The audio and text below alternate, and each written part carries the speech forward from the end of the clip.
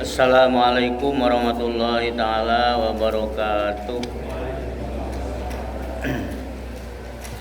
Innal hamdalillah nahmaduhu wa nasta'inuhu wa nastaghfiruh wa na'udzu billahi ta'ala min syururi anfusina wa sayyiati a'malina. May yahdihillahu fala mudhillalah wa may yudlil fala hadiyalah. Wa asyhadu an la ilaha illallah wahdahu la syarikalah wa asyhadu anna Muhammadan abduhu wa rasuluh la nabiyya wa la rasula ba'dah. Allahumma shalli wa sallim wa barik ala sayyidina Muhammad ibn Abdillah wa ala alihi wa ashabihi wa man tabi'ahum bi ihsanin ila yaumil qiyamah. Amma ba'du, subhanaka la ilma lana illa ma 'allamtana innaka antal alimul hakim. Allahumma rzuqna fahman nabiyyin wa hifdzal mursalin wa ilhamal malaikatil muqarrabin. Allahumma inna nas'aluka ilman nafi'a wa rizqan thayyiba wa amalan mutaqabbala. Allahumma inna na'udzubika min ilmin la yanfa' wa min qulubin la yakhsha' wa min nufusin la tashba' wa min da'watin la yustajabu laha. Hadirin wal hadirat, kaum muslimin wal muslimat rahimakumullah. Puji dan syukur marilah kita panjatkan kepada Allah Subhanahu wa taala. Teriring salawat dan salam, semoga senantiasa Allah limpahkan kepada panutan kita semua, yaitu baginda Nabi Muhammad sallallahu alaihi wasallam. Hadirin wal hadirat rahimakumullah, kita lanjutkan kajian pagi ini dengan memasuki materi yang ke-26 mengenai zikir atau bacaan setiap pagi dan di waktu pagi dan petang, di waktu pagi dan sore. Sebelum menjelaskan apa yang dirisalahkan dan dibagikan, dalam hal ini musannif atau penyusun kitab ini menuliskan kalimat alhamdulillahi wahdah wassalatu wassalamu ala man la nabiyya ba'dah, yang artinya alhamdulillahi wahdah, segala puji hanya bagi Allah semata-mata, wassalatu wassalamu ala man la nabiyya ba'dah, dan semoga sholawat beriring salam senantiasa disampaikan kepada yang tiada nabi setelah beliau, yaitu Nabi Muhammad sallallahu alaihi wasallam. Bab ini diawali dengan perkataan atau kalimat tersebut dengan maksud bahwa penyusun kitab ini mengingatkan kita semua supaya setiap muslim senantiasa menyibukkan diri dengan berzikir kepada Allah Subhanahu wa taala dan bersolawat kepada Nabi sallallahu alaihi wasallam. Karena hadirin rahimakumullah, ketahuilah bahwa berzikir kepada Allah Subhanahu wa taala dan bersolawat kepada Nabi sallallahu alaihi wasallam merupakan amalan yang mulia dan akan menghantarkan kita pada kemuliaan dari sisi Allah Subhanahu wa taala. Saking pentingnya berzikir dan bersolawat, dalam sebuah hadis riwayat Imam Abu Dawud, Nabi sallallahu alaihi wasallam bersabda, li'an aq'uda ma'a qaumin yadhkurunallaha ta'ala min salatil ghadati hatta tatlu'a syams ahabbu ilayya min an a'tiq arba'atun min waladi Ismail. jika saya duduk berzikir, kata Nabi Shallallahu Alaihi Wasallam, jika saya duduk berzikir kepada Allah Subhanahu Wa Taala bersama suatu kaum, min salatil ghadati hatta tatlu asyams, dimulai dari salat subuh atau semenjak pagi sampai terbit matahari atau terbenamnya, sampai terbit matahari, terbit matahari atau keluarnya matahari, maka pahalanya lebih aku sukai daripada memerdekakan 4 orang dari anak Ismail. Maksudnya dari keturunan Nabi Shallallahu Alaihi Wasallam.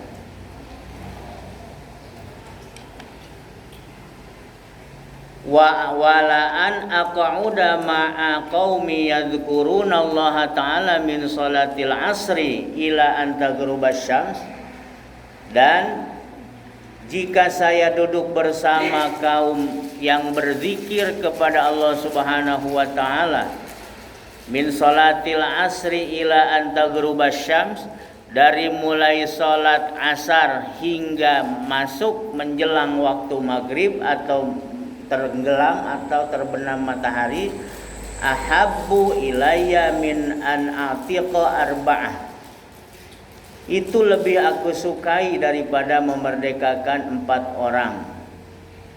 4 orang anak dari Bani Ismail, keturunan Nabi Ismail.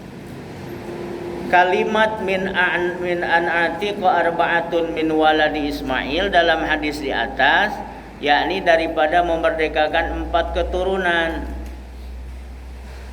Kalau diuangkan tidak tergantikan dengan uang, karena keturunan Ismail merupakan jiwa yang paling mahal dan berharga. Oleh sebab itu dawamkanlah zikir setelah sholat subuh menjelang terbit matahari dan setelah asar sebelum maghrib. Apa saja bacaannya? Banyak. Di antaranya di sini ada A'udzubillahi minasyaitonirrajim, mulai dari ayatul kursi, yaitu Al-Baqarah 255. Kemudian ada lagi kalimat-kalimat lain sampai ke surat Al-Ikhlas, kemudian surah Al-Falaq, kemudian surah An-Nas, yang masing-masing salah marratin dibaca sebanyak 3 kali. Ya, menjelang maghrib sambil nimang cucu atau sambil santai-santai menjelang datangnya waktu maghrib setelah asar, maka dawamkanlah zikir-zikir, diantaranya ayatul kursi dan ketiga surah Qul atau Trikul dalam susunan surat dalam Al-Quran. Dan ini sebenarnya oleh para ulama kita di Indonesia wabil khusus dulu didawamkan dengan menyuruh anak-anak, kalau di lingkungan pesantren para santrinya, kalau di lingkungan non pesantren anak-anak yang sudah mulai bisa ngaji pakai speaker. Kalau mulai ada speaker. Kalau di beberapa tempat di Parahyangan itu ada puji-pujian menjelang maghrib. Diawali dengan membaca ayat-ayat pilihan, surah-surah pilihan. Ini bagian dari pendidikan terhadap generasi muda, anak-anak kita supaya berzikir. Bukan mengandalkan MP3. Makanya ada pendapat ulama modern menyatakan bahwa tidak ada pahalanya memutarkan MP3 murattal di masjid, kecuali ada yang betul-betul nyimak. Yang berpahala itu yang ngajinya langsung lah. Ngaji cak 5 menit sebelum waktu. Ini kan tidak berlomba-lomba memutarkan MP3 dari mulai surat panjang sampai surat pendek.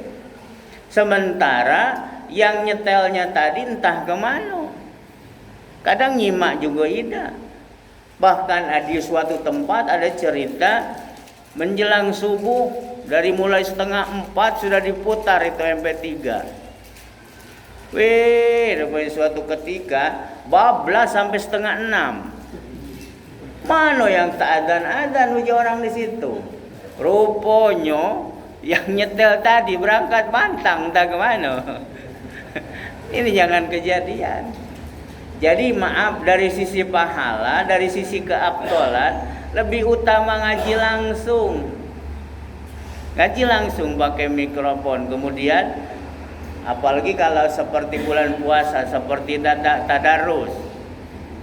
Bahkan ada sebuah anekdot, jangan-jangan di akhirat kage yang masuk surga berlomba-lomba itu kalah manusia oleh MP3 flash disk itu. Karena mereka lah yang rajin ngaji di masjid. Bermenit-menit, berjam-jam kadang. Nah, ini jadi pelajaran bagi kita. Zikir setelah subuh, zikir setelah asar, menjelang terbit dan terbenam matahari.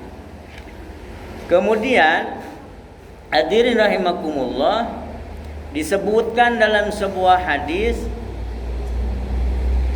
man qalaha salasa marratin hina yusbihu wa hina yumsi kafathu min kulli syai.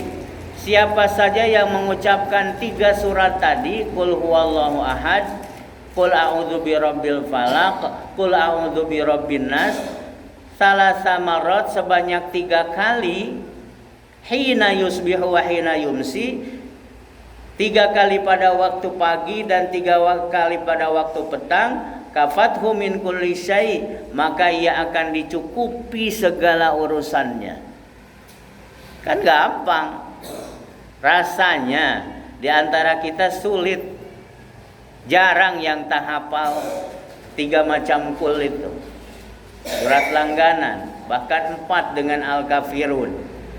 Meskipun ada beberapa orang yang baca surah Al-Kafirun karena terlalu pede, maka dia kesasar, tak ketemu ujungnya. Ada kan imam kepedean, makanya jadi imam jangan ngesok ujinya tuh. Qul ya ayyuhal kafirun la a'budu ma ta'budun wa la antum 'abiduna ma a'bud wa la ana 'abidu ma 'abadtum wa la antum 'abiduna ma a'bud wa la ana 'abidu ma 'abadtum. Mana ujungnya tuh? Budak di belakang tuh mulai ringam. Iya, wala antum 'abiduna ma a'bud wa la ana 'abidu ma 'abadtum wala antum abiduna ma'bud lakum dinukum waladdallin. Nah, nyasar pula. Tuh, ada pak kejadian itu. Tapi bukan qul ya ayyuhal kafirun yang dimaksud di sini, tapi qul a'udzu biqul huwallahu ahad, qul a'udzu birabbil falaq, qul a'udzu birabbin nas.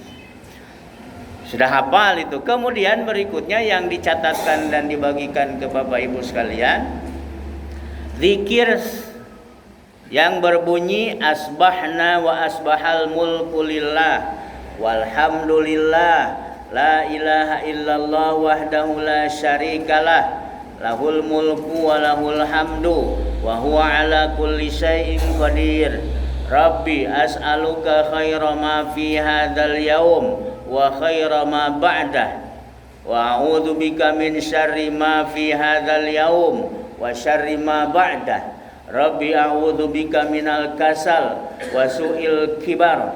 Rabbi a'udzu bika min adzabi finnar wa adzabi fil qabr.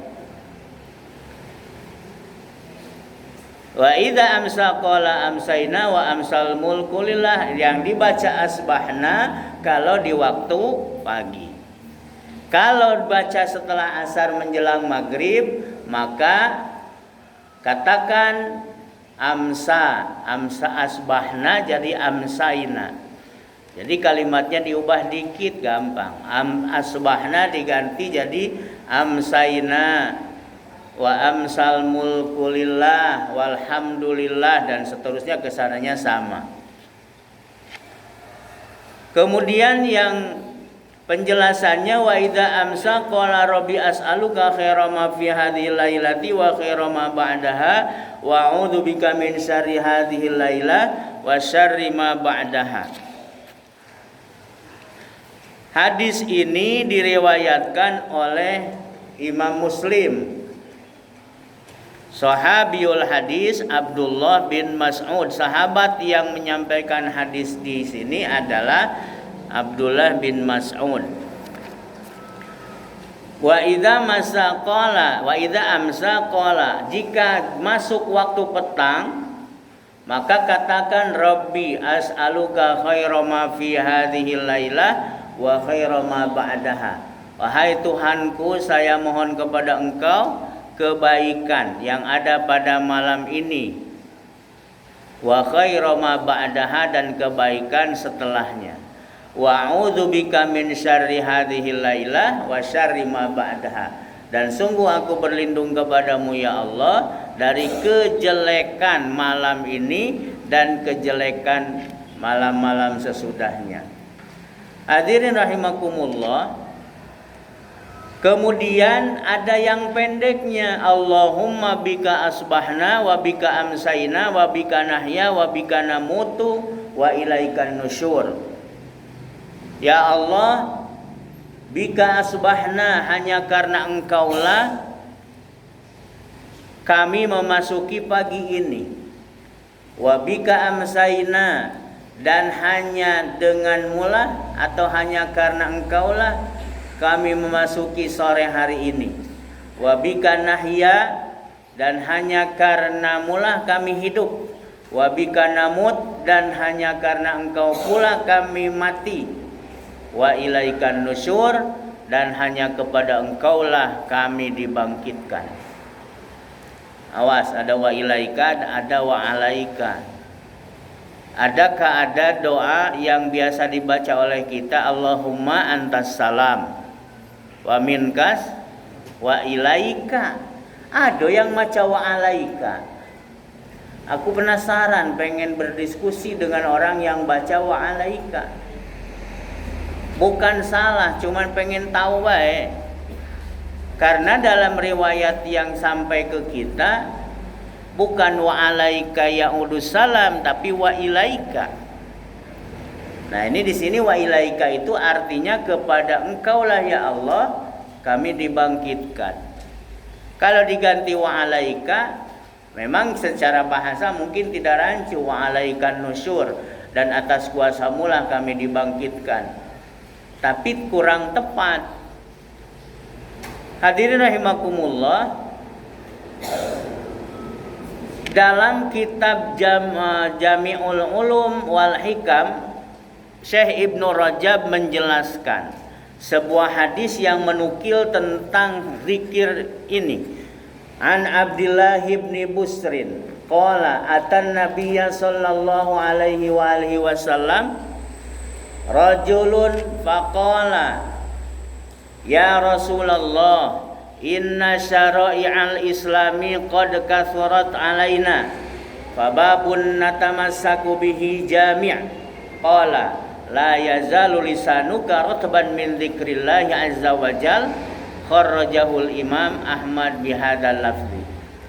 An Abdullah bin Busrin qala, dari Abdullah bin Busrin, beliau radhiyallahu anhu berkata, atan nabiyya sallallahu alaihi wasallam rajulun, ada seseorang laki-laki mendatangi Rasulullah sallallahu alaihi wasallam, kemudian dia berkata, ya Rasulullah, wahai Rasulullah, inna syara'i'al Islam, sesungguhnya syariat Islam itu dalam hal ini amalan sunnah, qad kathurat alaina, sudah amat banyak yang mesti kami jalankan. Fababun natamassaku bihi jami', maka manakah yang mesti kami pegang setelah menunaikan yang wajib? Itu maksudnya. Jadi banyak amal-amalan sunnah Nabi setelah kewajiban yang Allah berikan kepada umat Islam. Pemuda ini nanya, bingung katakanlah, mana yang harus kami amalkan? Saking banyaknya. Karena logikanya dengan hadis ini, kalau nak diamal ke galau, merasanya dah bakalan ada sempat kita beraktivitas. Sementara kita hidup di dunia yang secara material perlu materi dan materi perlu diusahakan, maka muncullah yang namanya kasab atau usaha. Qala Nabi sallallahu alaihi wasallam bersabda, la yazalu lisanuka ratban min dzikrillah azza wajalla.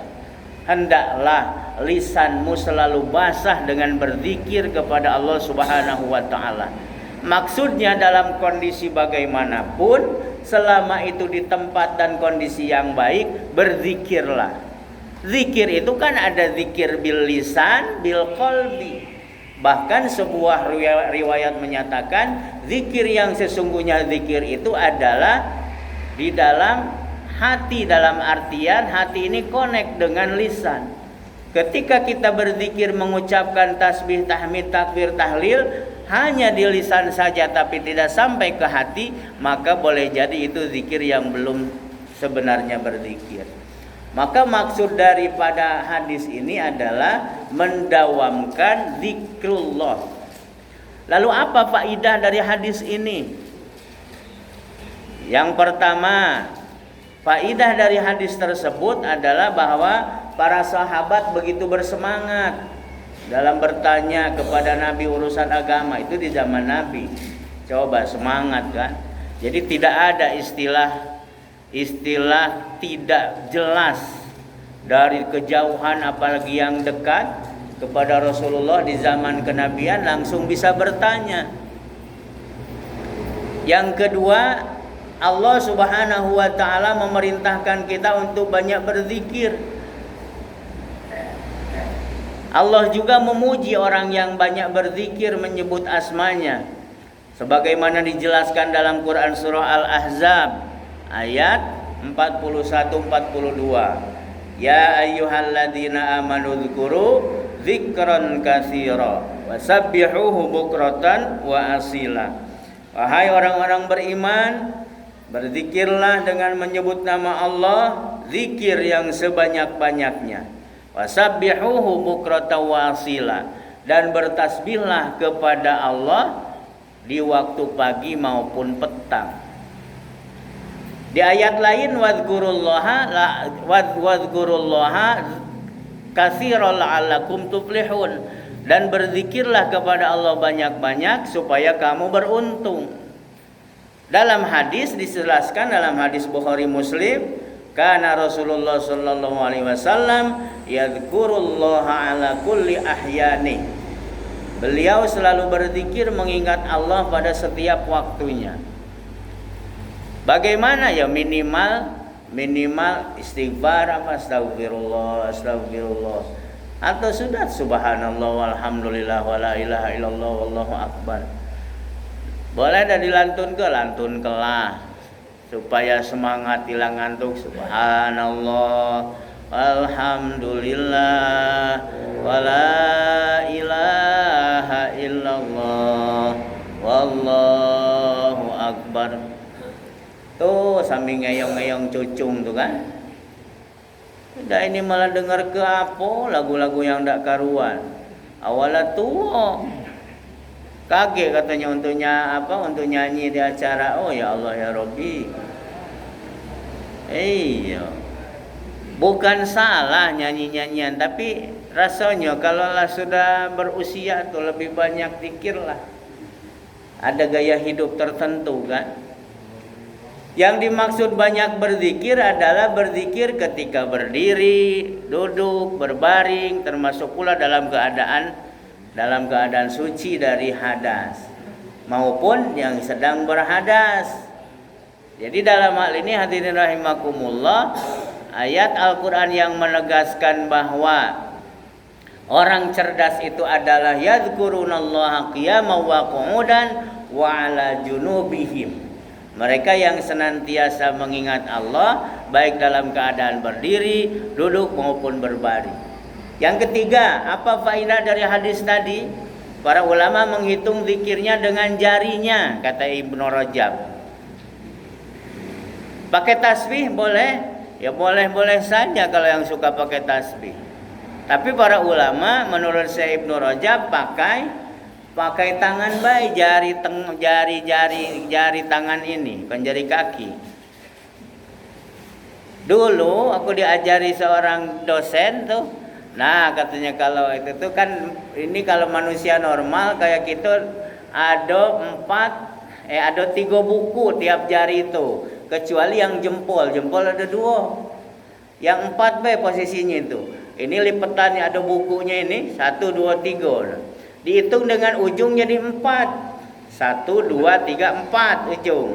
Nah, bacalah subhanallah ke sini 4 kali 4 16, putar lagi balik ke sini kali 2, 1 2 balen kan? Jadilah 32. Subhanallah terakhir pakai jempol, cukup 33. Apa itu hikmah dari hadis Nabi bahwa zikir subhanallah atau yang lainnya itu salah satu wa salasuna marad, 33 kali. Allahu a'lam. Yang jelas ini bukan kebetulan, Allah yang menciptakan. Makanya tak heran kalau ada orang inilah tangannya itu. Ada yang memang gatel mungkin inilah. Ada juga yang hobi pakai tasbih. Tasbih yang panjang maupun yang pendek, yang besar maupun yang kecil. Dalam hal ini Khalid bin Ma'dan bertasbih setiap hari 40.000 kali. Nah, ada seorang ulama mana 40.000 tasbih subhanallah 40.000 kali. Ada yang bertanya kepada Umair bin Hani bahwa ia tak pernah kelihatan lelah untuk berzikir. Setelah ditanya berapa jumlah bacaan tasbih beliau menjawab 100.000 kali. Kita ini kadang diajak tasbih zikir 33 kali berutuhan. Dah datang lagi ke masjid itu, lamonian sudah sholat di situ. Lamonian berzikir katanya. Padahal itulah yang dianjurkan oleh Rasulullah sallallahu alaihi wasallam. Kemudian yang keempat, apa faidah dari hadis tadi? Jika seseorang telah benar-benar mengenal Allah, ia akan berzikir tanpa ada beban sama sekali. Rasanya ada yang kosong ketika hatinya tidak menyebut atau berzikir menyebut asma Allah Subhanahu wa taala. Kemudian yang kelima, faidah dari hadis itu menegaskan bahwa berzikir adalah kelezatan tertentu bagi orang-orang yang mengenal Allah Subhanahu wa taala. Menenangkan hati. Karena janji Allah pasti ada, pasti benar. Alladzina amanu wa tatma'innul qulub wa tatma'innu qulubuhum bidzikrillah. Ala bidzikrillahi tatma'innul qulub. Ketahuilah bahwa berzikir mengingat Allah Subhanahu wa taala, hati menjadi tentram. Ya Allah, ya Allah, ya Allah. Sambil narik napas. Ya Allah, sambil narik napas. Setiap helaan nafas kita senantiasa diisi dengan kalimat Allah. Apakah kalimat Allah dapat menjadi zikir? Pernah disampaikan beberapa minggu yang lalu. Ada yang menyatakan bahwa menyebut nama Allah tidak termasuk zikir. Ada yang ngomong itu, Pak. Ya Allah, ya Allah, Allah, Allah, Allah. Tak jadi zikir, tak jadi pahala ujinya tuh. Lalu dibantahlah salah satunya oleh Ustadz Abdul Somad.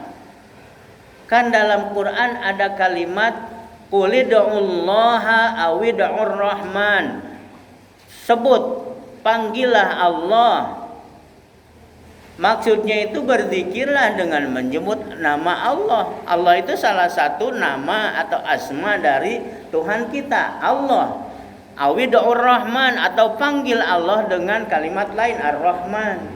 Menurut pendapat yang tadi menyatakan bahwa tidak jadi pahala ketika kita zikir hanya dengan menyebut Allah. Yang jadi pahala kalau Allah itu digabung dengan kalimat lain. Misalnya dengan subhanallah, tasbih namanya. Allahu Akbar, takbir namanya. Alhamdulillah, tahmid namanya. La ilaha illallah, tahlil namanya. Itu baru berpahala ujinya. Hadirin rahimakumullah. kalau kembali ke ayat tadi dan ayat ini, ala bidzikrillah, maka ketahuilah dengan mengingat atau menyebut Allah, tatmainnul qulub, hati menjadi tenang. Allah, ya Allah, ya Allah. Begitu. Kemudian yang keenam, keutamaan berzikir saat orang-orang itu lalai. Maksudnya bahwa jangan pernah kita melalaikan hati ini, condong kepada nama lain dimanapun kita berada. Ingatlah selalu hanya kepada Allah Subhanahu wa ta'ala. Ketika duduk, mata melotot, kaki bergerak, tapi hati Allah, ya Allah, ya Allah. Kan itu yang diajarkan oleh para ulama. Inilah yang dimaksud oleh penjelasan hadis tadi. Kemudian faidah yang ketujuh, Allah Subhanahu wa ta'ala telah mewajibkan pada kaum muslimin untuk berzikir kepada Allah pada siang dan malam dengan mengerjakan sholat 5 waktu pada waktunya. Ingat, dengan sholat itu berarti kita pun banyak berzikir. Bagaimana tidak? Dari mulai takbir, dari mulai awal sholat kita diawali dengan takbir. Takbir adalah zikir. Allahu Akbar. Yang dalam bahasa fikih, takbir yang mengawali sholat itu kita sebut, kita kenal dengan takbiratul ihram. Kemudian setiap rukun diawali atau dibacakan takbir juga yang disebut dengan takbir intiqal. Ingat, takbir pertama yang utama yang tak boleh kelewat dan wajib didengarkan oleh telinga kita adalah takbiratul ihram. Ketika kita tidak dapat memperdengarkan diri sendiri kalimat takbiratul ihram, maka tidak sah salatnya menurut para fuqaha. Maka terkadang banyak orang yang Allah, hilang akbarnya. Kemana? Kalau Allah baik dakate ba akbarnya, maka tidak jadi takbir. Tidak jadi takbiratul ihram namanya. Dan itu hukumnya wajib, tidak bisa tergantikan, rukun. Bahkan ada ulama yang menyimpulkan sholat itu yang penting 5 rukun. Yang paling utama yang harus benar-benar dilakukan dengan merefleksikan dan memelihara dirinya. Pertama, takbiratul ihram. Yang kedua, Fatihah. Yang ketiga, tasyahud akhir. Yang keempat, sholawat. Yang kelima, salam. Nah, selain itu, boleh, pendapat ulama mengatakan kalaupun samar tak masalah. Maka orang-orang yang pernah ngaji ketika takbiratul ihram dan dia paham, pasti ucapannya Allahu Akbar. Agak keras, bahkan agak terdengar oleh jamaah sebelah. Begitu juga dengan suratul Fatihah. Bukan diam, ada seorang yang sholat ngedem, beda kedengaran apa-apa. Ya maksudku tuh kita normal kan, pasti kesimak atau ar-Rahman baik meskipun tidak utuh. Nah ini hadirin rahimakumullah jadi catatan bagi kita. Kalaupun ada pemahaman lain, nah tidak tahu. Tapi sepakat jumhur ulama bahwa 5 hal itu wa ayyusmi'a nafsahu, wajib seorang yang sholat itu memperdengarkan bacaan yang 5 itu terhadap diri sendiri. Sekali lagi, 1, takbiratul ihram dengan kalimat lengkap Allahu Akbar.